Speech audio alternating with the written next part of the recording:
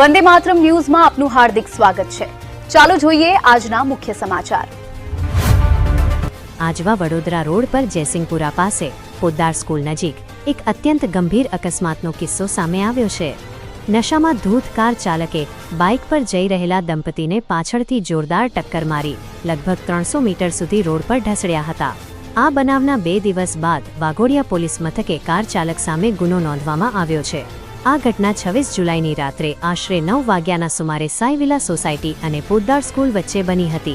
સયાજીપુરા નવીનગરીમાં રહેતા વિનોદભાઈ ગુલાબભાઈ નાયક તેમની પત્ની દીપિકાબેન સાથે હથણી માતા વિસ્તારથી ઘરે પરત ફરી રહ્યા હતા। એ સમયે પૂરપાટ ઝડપે આવી રહેલી Hyundai Alcazar car number GJ06 PR 2826 ના ચાલકે તેમની બાઇકને પાછળથી ટક્કર મારી હતી। બાઇક કારના બોનેટમાં ફસાઈ ગઈ હતી અને દંપતી 300 મીટર સુધી રોડ પર ઘસાતું ગયું હતું। આ ગમખ્વાર અકસ્માતમાં વિનોદભાઈને પગના ભાગે ફ્રેક્ચર અને અન્ય ઈજાઓ થઈ હતી, જ્યારે તેમની પત્નીને માથાના પાછળના ભાગે ગંભીર ઈજા પહોંચી હતી।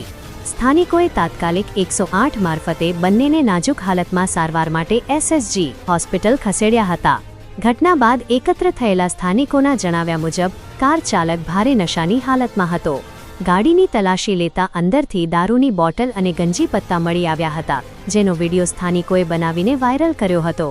સૌથી ચોંકાવનારો આક્ષેપ એ છે કે કારમાંથી પોલીસ લખેલી પ્લેટ મળી આવી હોવાથી કાર ચાલક પોતે પોલીસ જવાન જ હોવાની પ્રબળ આશંકા સેવાઈ રહી છે।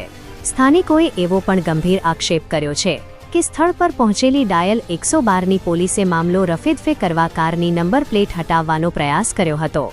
લોકોના હોબાળા વચ્ચે તકનો લાભ ઉઠાવીને કાર ચાલક ત્યાંથી ફરાર થઈ ગયો હતો। બનાવ બાદ ભોગ બનનાર પરિવાર સાથે સમાધાન કરાવવાના પ્રયાસો પણ થયા હોવાનું સામે આવ્યું છે। આખરે 2 દિવસ બાદ વાઘોડિયા પોલીસે ભોગ બનનારની ફરિયાદ નોંધીને તપાસ હાથ ધરી છે। પોલીસ હાલ મોબાઈલ લાઈવ લોકેશન અને CCTV કેમેરાના ફૂટેજ ચકાસીને કાર ચાલકની ઓળખ છતી કરવાના ચક્ર ગતિમાન કર્યા છે। દારૂબંધીના કડક દાવાઓ વચ્ચે બનેલી આ ઘટનાથી તંત્ર સામે અનેક સવાલો ઊભા થયા છે, ત્યારે વાઘોડિયા પોલીસ આ મામલે કેટલી નિષ્પક્ષ તપાસ કરે છે તેના પર સૌની નજર મંડાયેલી છે।